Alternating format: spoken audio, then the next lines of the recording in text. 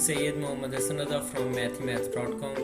Let's start with question number 1 and fifth part of exercise number 5.3. The statement of this given question is actually we have to apply the remainder theorem and we have to find the remainder. So इसके अंदर हमारे पास यहाँ पे ये एक polynomial है, इसको हमने डिवाइड करना है x+2 पे। तो हम यहाँ पे सबसे पहले तो x की वैल्यू को फाइंड आउट करते हैं। तो x की वैल्यू को फाइंड आउट करने के लिए हम x+2 को 0 के इक्वल पुट करते हैं। तो यहाँ पे x की वैल्यू हमारे पास 2 आ जाएगी, x की वैल्यू यहाँ पे -2 आ जाएगी, क्योंकि ये +2 है, ये इक्वल किस साइड पर आएगा तो ये -2 हो जाएगा।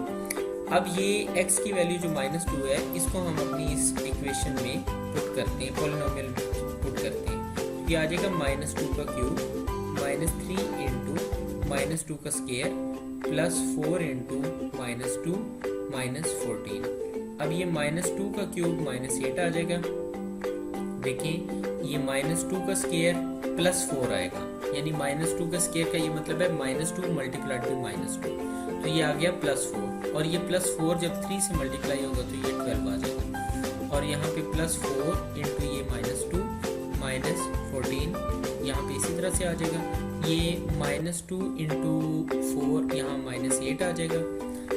अब हम इसे सिंपली इन ये तमाम क्योंकि माइनस में है, सो ये माइनस में ही ऐड अप होंगे, तो ये इसका फाइनली जो रिमाइंडर है ये हमारे पास -42 आ जाएगा। तो यहाँ पे हमने रिमाइंडर ही फाइंड आउट करना था, जो कि हमने कर दिया। और ये क्वेश्चन कंप्लीट हो चुका है। अगर आपको इसमें कोई कन्फ्यूजन है तो आप हमसे कॉन्टैक्ट करें। हमारा यूट्यूब का चैनल अवेलेबल है, आप उसे सब्सक्राइब करें ताकि हमारी लेटेस्ट वीडियोस और अपडेट्स आपको मिलती रहें। Thanks for watching मैथमेथ।